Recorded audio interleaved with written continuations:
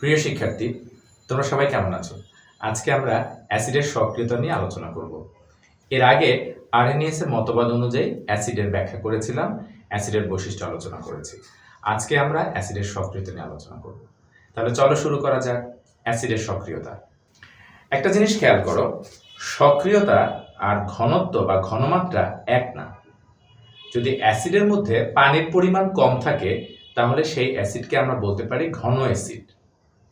আর অ্যাসিডের সক্রিয়তা নির্ভর করে কোনো একটা অ্যাসিড যত সহজে দ্রুত বিয়োজিত হয়, অর্থাৎ হাইড্রোজেন আয়ন সৃষ্টি করে। অর্থাৎ অ্যাসিডের সক্রিয়তা এবং গাঢ়ত্ব বা ঘনমাত্রা দুটো এক কথা না। একটা দুর্বল অ্যাসিড, তার মধ্যে যদি পানির পরিমাণ কম থাকে তাহলে সেটাকে আমরা গাঢ় অ্যাসিড বলতে পারি, কিন্তু সক্রিয় অ্যাসিড না। সক্রিয় অ্যাসিড তাহলে তারাই যারা খুব সহজেই হাইড্রোজেন আয়ন দান করতে পারবে। এখন গাঢ় অ্যাসিড তো আমরা অনেকগুলো অ্যাসিডই পাবো। যে কোনো অ্যাসিডের মধ্যে পানির পরিমাণ কম থাকলে সেটা গাঢ় অ্যাসিড, পানির পরিমাণ বেশি থাকলে সেটা লঘু অ্যাসিড বা পাতলা অ্যাসিড। সাধারণত অ্যাসিডের মধ্যে পানি নাকি পানির মধ্যে অ্যাসিড যোগ করে পাতলা করতে হয়। যেহেতু গাঢ় অ্যাসিড খুবই শক্তিশালী হয়, সেই কারণে এটাকে পাতলা করতে গেলে কখনোই গাঢ় অ্যাসিডের মধ্যে পানি যোগ করা যাবে না। তাহলে পানির মধ্যে অল্প অল্প করে গাঢ় অ্যাসিড যোগ করে অ্যাসিডটাকে লঘু বা পাতলা করতে হয়। আজকের আমরা দেখব যে অ্যাসিডের সক্রিয়তা কি জিনিস। যদি আমরা দেখি যে কোনটা সক্রিয় অ্যাসিড, তাহলে এর মধ্যে এক নম্বর বৈশিষ্ট্য হচ্ছে সক্রিয় অ্যাসিডের কেন্দ্রীয় পরমাণুর জারণমান যদি বেশি হয় তাহলে সেটা সক্রিয় অ্যাসিড হবে। যেমন H2SO4, এটা একটা সালফুরিক অ্যাসিড। এই অ্যাসিডের মধ্যে হাইড্রোজেন, সালফার এবং অক্সিজেন আছে। এই তিনটা পরমাণুর মধ্যে যে পরমাণুর জারণমান বেশি সেটি হচ্ছে কেন্দ্রীয় পরমাণু। দেখো, অক্সিজেনের পারমাণবিক সংখ্যা হচ্ছে 8, ইলেকট্রন বিন্যাস 2, 6। তাহলে অক্সিজেন অষ্টক পূরণ করার জন্য দুটি ইলেকট্রন গ্রহণ করতে পারবে, তাই অক্সিজেনের চার্জ হচ্ছে -2। চারটি অক্সিজেনের চার্জ -8, হাইড্রোজেনের চার্জ +1, দুটো হাইড্রোজেনের চার্জ +2, তাহলে সালফারের চার্জ কত? -2। এখানে একটা জিনিস খেয়াল করো, একটা অক্সিজেনের চার্জ হচ্ছে -2, একটা সালফারের চার্জ হচ্ছে +6, একটা হাইড্রোজেনের চার্জ হচ্ছে +1। যেহেতু এর মধ্যে সালফারের চার্জ বেশি, তাই এই যৌগে সালফারকে আমরা বলবো কেন্দ্রীয় পরমাণু। এখন যদি দুটো অ্যাসিড নেওয়া হয়,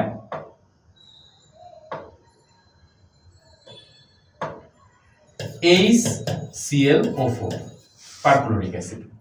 এখানে লক্ষ্য করো, একটা অক্সিজেনের চার্জ -2, চারটা অক্সিজেনের চার্জ -8, হাইড্রোজেনের চার্জ +1, তাহলে সালফারের চার্জ কত হবে? +7, কারণ +7 +1 +8 -8 ইকুয়াল। কারণ একটা যৌগ সবসময় চার্জ নিরপেক্ষ হয়। তাহলে এখানে কেন্দ্রীয় পরমাণু হচ্ছে ক্লোরিন আর এখানে কেন্দ্রীয় পরমাণু হচ্ছে সালফার। আমরা বলেছি দুটো অ্যাসিডের যে অ্যাসিডের কেন্দ্রীয় পরমাণুর জারণমান বেশি হবে সেটি শক্তিশালী অ্যাসিড। তাহলে এখানে শর্ত অনুযায়ী এটা শক্তিশালী অ্যাসিড। সালফুরিক অ্যাসিডের চেয়ে পারক্লোরিক অ্যাসিড হচ্ছে শক্তিশালী অ্যাসিড। এবার আমরা খেয়াল করব HNO3, H3PO4, এটা নাইট্রিক অ্যাসিড আর এটা হচ্ছে ফসফিউরিক অ্যাসিড। এখানে লক্ষ্য করো, একটা অক্সিজেনের জারণমান 2, তিনটা অক্সিজেনের 6, হাইড্রোজেনের 1, নাইট্রোজেনের 5, অক্সিজেনের 2, চারটা অক্সিজেনের 8, হাইড্রোজেনের 1, তিনটা হাইড্রোজেনের 3, এখানে হচ্ছে ফসফরাসের 5। উভয় অ্যাসিডের মধ্যে কেন্দ্রীয় পরমাণুর জারণমান সমান, +5, এখানেও +5। দুটোরই যেহেতু জারণমান সমান, তাহলে কি হবে? এখানে আমরা বলেছি যে এখানে সালফারের কেন্দ্রীয় পরমাণুর জারণমান 6, এখানে পারক্লোরিক অ্যাসিডে ক্লোরিনের জারণমান +7। সুতরাং সালফুরিক অ্যাসিডের থেকে পারক্লোরিক অ্যাসিডে কেন্দ্রীয় পরমাণু ক্লোরিনের জারণমান বেশি, তাই এটি শক্তিশালী অ্যাসিড। কিন্তু এই দুটো অ্যাসিডের মধ্যে যেহেতু দুটো মৌলের মধ্যেই জারণমান সমান, তাহলে এর মধ্যে কোনটা শক্তিশালী অ্যাসিড হবে? যে কেন্দ্রীয় পরমাণুর আকারটা ছোট এবং তড়িৎ-ঋণাত্মকতা বেশি, সেই অ্যাসিডটা হচ্ছে শক্তিশালী। এখন এটার কারণটা কি, এই বিষয়ে এইচএসসিতে আমরা বিস্তারিত আলোচনা করব। আপাতত জারণমান থেকে আমরা এটা ব্যাখ্যা করব। যেহেতু দুটো মৌলের জারণমান সমান, তাহলে দেখব যে এই দুটো মৌলের মধ্যে যে মৌলটার কেন্দ্রীয় পরমাণুর আকার ছোট এবং তড়িৎ ঋণাত্মকতা হচ্ছে বেশি, সেই অ্যাসিডটা হবে শক্তিশালী। নাইট্রোজেনের দেখো পারমাণবিক সংখ্যা 7, ইলেকট্রন বিন্যাস 2, 5। তাহলে পর্যায় সারণীতে এটা দ্বিতীয় পর্যায় এবং 15 নম্বর গ্রুপের অবস্থিত। তোমরা যদি মৌলের পর্যায় সারণীতে অবস্থান নির্ণয় করতে সমস্যা হয় তাহলে এই বিষয়ে আমার পিছনে বেশ কয়েকটা লেকচার আছে, তোমরা সেগুলো দেখে আসতে পারো।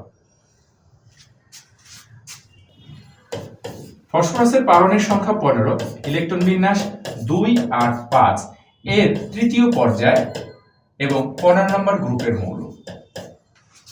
এখন দেখো এখানে 2টা কক্ষপথ, এখানে 3টা কক্ষপথ। আমরা বলেছি পর্যায় সারণীতে যার কক্ষপথ ছোট তার আকার ছোট, অর্থাৎ এখানে নাইট্রোজেনের থেকে ফসফরাসের আকার বড়, এটা হচ্ছে আকার বড়, আর নাইট্রোজেনের আকারটা ছোট। তাহলে যে মৌলের আকার ছোট তার তড়িৎ ঋণাত্মকতা বেশি। এখন আমরা এখানে দেখেছি যে নাইট্রিক অ্যাসিডের মধ্যে, নাইট্রিক অ্যাসিড এবং ফসফরিক অ্যাসিডের মধ্যে ফসফরিক অ্যাসিডের কেন্দ্রীয় পরমাণু ফসফরাস আর নাইট্রিক অ্যাসিডের কেন্দ্রীয় পরমাণু নাইট্রোজেন। ফসফরাসের থেকে নাইট্রোজেনের আকার ছোট, তড়িৎ ঋণাত্মকতা বেশি। তাই আমরা বলতে পারি এই দুটোর মধ্যে এটা শক্তিশালী অ্যাসিড। এটা গেল অক্সি অ্যাসিডের ক্ষেত্রে। কিন্তু হাইড্রো অ্যাসিডের ক্ষেত্রে কি হবে? হাইড্রো অ্যাসিড মানে যে অ্যাসিডের মধ্যে অক্সিজেন নাই সেটাকে আমরা হাইড্রো অ্যাসিড বলবো।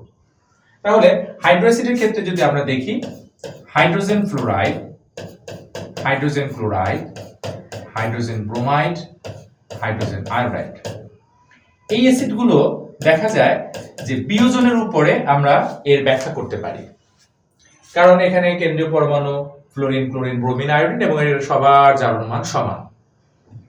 এখন এই অ্যাসিডগুলোর মধ্যে যে অ্যাসিডটা বেশি শক্তিশালী সে দ্রবণে প্রায় সম্পূর্ণ বিয়োজিত হয়ে থাকতে পারে, বিয়োজিত মানে ভেঙে থাকতে পারে। আমরা ধরে নিচ্ছি যে সবগুলো শক্তিশালী অ্যাসিড, সুতরাং সবগুলোই হাইড্রোজেন আয়ন দান করে আছে বা বিয়োজিত হয়ে আছে।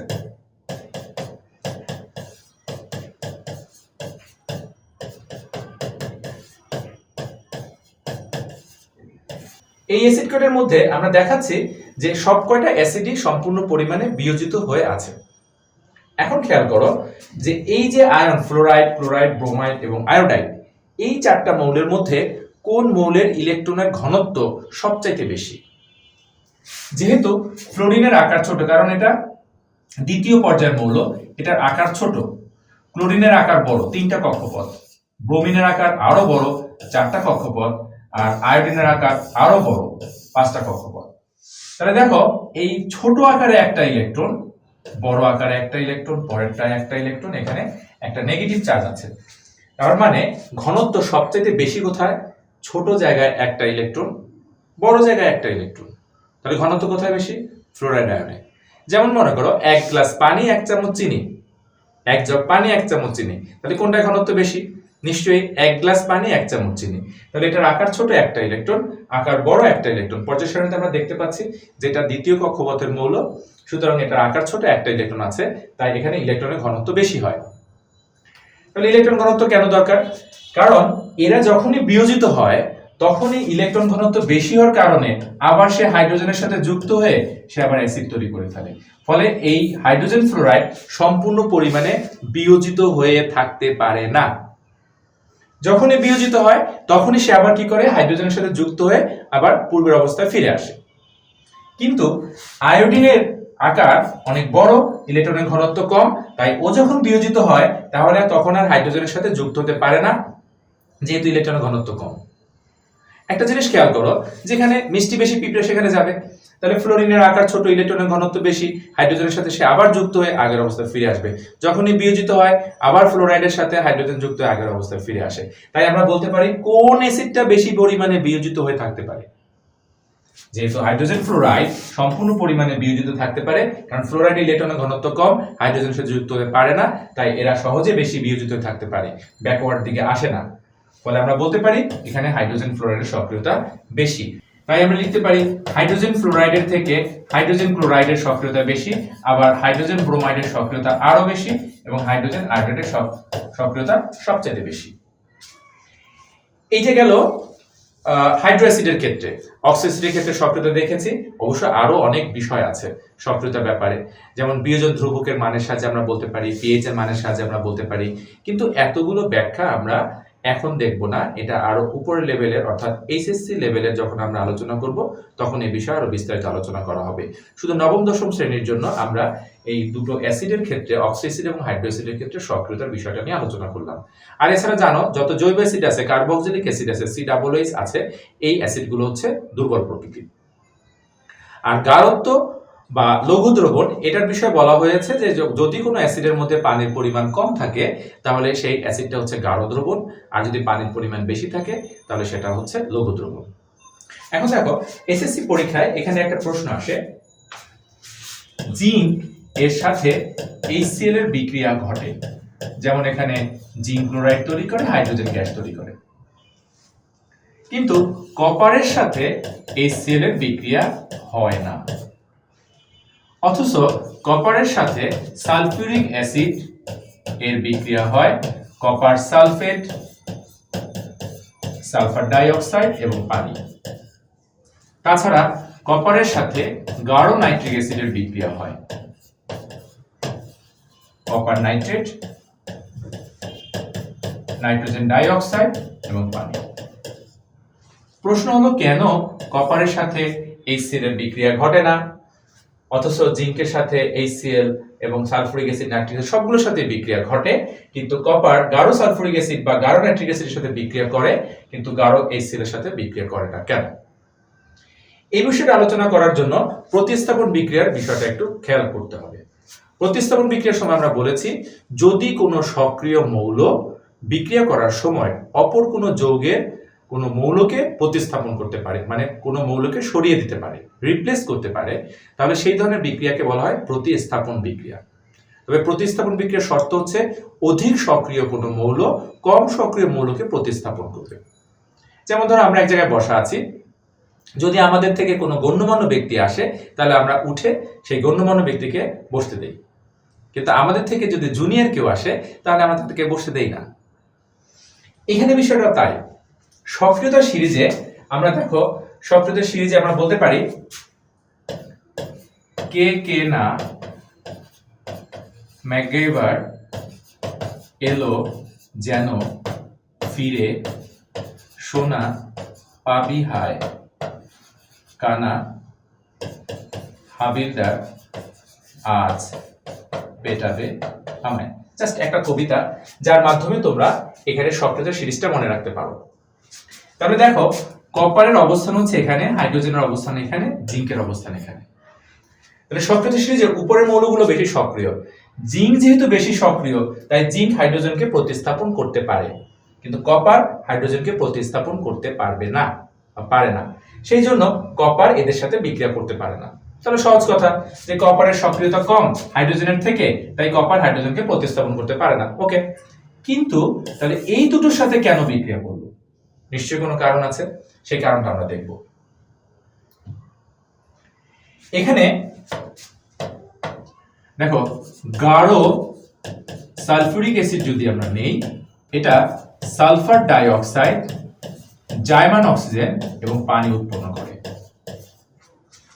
জাইমান অক্সিজেন হচ্ছে যেটা শক্তিশালী অক্সিজেন বা অ্যাক্টিভেটেড অক্সিজেন বা সক্রিয় অক্সিজেনও বলা হয়।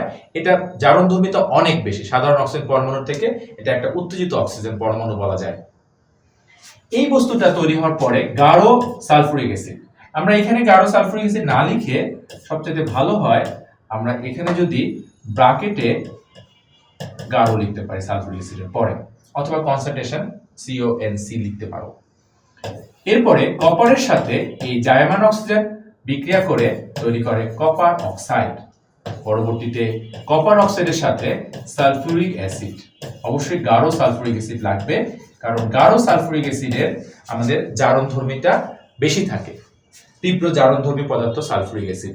যদি আমরা এখানে লঘু অথবা পাতলা দ্রবণ নেই তাহলে কিন্তু সালফিউরিক অ্যাসিড থেকে জার্মান অক্সাইড নির্গত হবে না, আর জার্মান অক্সাইড না পাওয়া গেলে বিক্রিয়া করবে না, ফলে লঘু সালফিউরিক অ্যাসিডের সাথে কিন্তু কপার বিক্রিয়া করবে না। যাই হোক, এটার মধ্যে প্রতিস্থাপন বিক্রিয়া হয় না, কিন্তু দ্বিবিযোজন বিক্রিয়া হয়। দ্বিবিযোজন বিক্রিয়া কি? দেখো আমরা এখানে বলছি অক্সিজেনের চার্জ -2, কপারের চার্জ +2, সালফেটের চার্জ -2, হাইড্রোজেনের চার্জ +1। কিভাবে যৌগমূলকের চার্জ বের করতে হয় এটা আমি পিছনের লেকচারে আলোচনা করেছি। তোমরা ইচ্ছা করলে যদি সমস্যা হয় তাহলে পিছনের লেকচারগুলো দেখে নিতে পারো। এখানে বিক্রিয়া করার শর্তটা কি? কপারের সাথে সালফেট, হাইড্রোজেনের সাথে অক্সিজেন, অর্থাৎ বিক্রিয়া করে এরা তৈরি করবে কপার সালফেট এবং হাইড্রোজেন অক্সিজেন মিলে পানি। এখন যদি আমরা সম্পূর্ণ বিক্রিয়াটা যোগ করতে চাই, এখানে সমতা করাটা বিষয় না, বিষয়টা হচ্ছে যে অ্যাকচুয়ালি বিক্রিয়াটা কি ঘটে সেটা।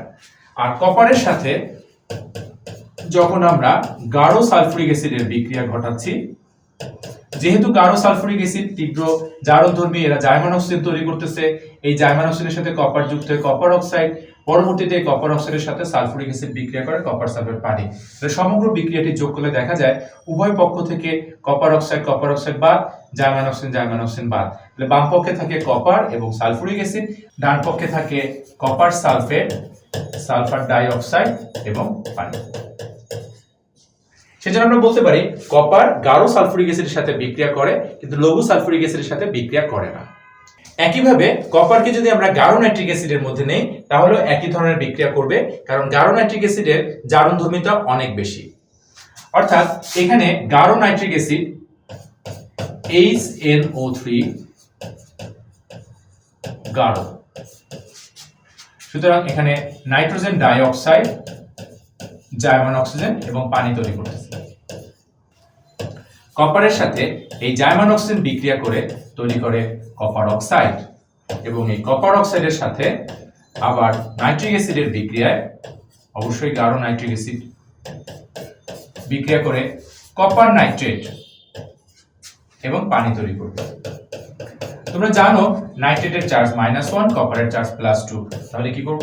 এখানে সংকেতটা ঠিকমতো লিখতে হবে। কপারের চার্জ নাইট্রেটের কাছে যাবে, নাইট্রেটের চার্জ 1 এখানে চলে আসবে।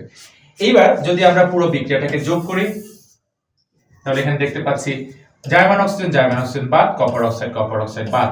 সুতরাং বাম পক্ষে থাকে কপার প্লাস নাইট্রিক অ্যাসিড বিক্রিয়া করে copper nitrate, nitrogen die oxide এবং পানি। তাই এই বিক্রিয়াতে বলা যায় কপার গাঢ় সালফুরিক অ্যাসিড, গাঢ় নাইট্রিক অ্যাসিডের সাথে বিক্রিয়া করে কিন্তু গাঢ় হাইড্রোক্লোরিক অ্যাসিডের সাথে বিক্রিয়া করে না। HCl একটা গ্যাস, এটাকে আমরা বলি হাইড্রোজেন ক্লোরাইড গ্যাস। যদি এর মধ্যে পানি যোগ করা হয় তাহলে আমরা সেটাকে বলবো হাইড্রোক্লোরিক অ্যাসিড, এবং এই পানির পরিমাণ যদি কম থাকে তাহলে এটাকে আমরা বলবো গাঢ় অ্যাসিড, আর যদি পানির পরিমাণটা বেশি থাকে তাহলে লঘু অ্যাসিড। এই গাঢ় অ্যাসিড এবং লঘু অ্যাসিড দ্বারা কিন্তু আমরা সব বিক্রিয়া করতে পারি, আবার কিছু কিছু বিক্রিয়া লঘু অ্যাসিড বিক্রিয়া করে না, আবার নাইট্রিক অ্যাসিডের কয়েকটা স্টেপে বিক্রিয়া করে। এই বিষয়গুলো বিস্তারিত আলোচনা করার জন্য আমরা এইচএসসি-তে শিখব। এখন তোমাদের বইয়ের মধ্যে এই গাঢ় এবং লঘুর যে কয়েকটি সমীকরণ আছে সেগুলো আমরা দেখতে পারি। এছাড়াও গাঢ় সালফুরিক অ্যাসিড বা গাঢ় নাইট্রিক অ্যাসিডে কখনো আমরা সাদা কাচের পাত্রের মধ্যে রাখতে পারবো না, এটাকে বাদামি বর্ণের পাত্রের মধ্যে রাখবো, কারণ আলোর উপস্থিতিতে এই গাঢ় অ্যাসিডগুলো বিক্রিয়া করে জার্মান অক্সিজেন ভেঙে যায়। এই বিক্রিয়াগুলো করার জন্য আলোর প্রয়োজন হয়, আলোর সাথে এই বিক্রিয়াগুলো করে। তাই আমরা গাঢ় নাইট্রিক অ্যাসিডকে যদি সংরক্ষণ করে রাখতে চাই তাহলে এটা বাদামি বর্ণের বোতলের মধ্যে রাখতে পারি। তোমাদের এখান থেকে কিছু প্রশ্ন আসতে পারে। আগামী ক্লাসে আমরা অ্যাসিডের পিএইচ কিভাবে নির্ণয় করতে হয় বা পিএইচ কি জিনিস এই বিষয় নিয়ে বিস্তারিত আলোচনা করব। আগামী পর্ব দেখার আহ্বান জানিয়ে আজকের মতো ক্লাস শেষ করছি। ধন্যবাদ তোমাদেরকে।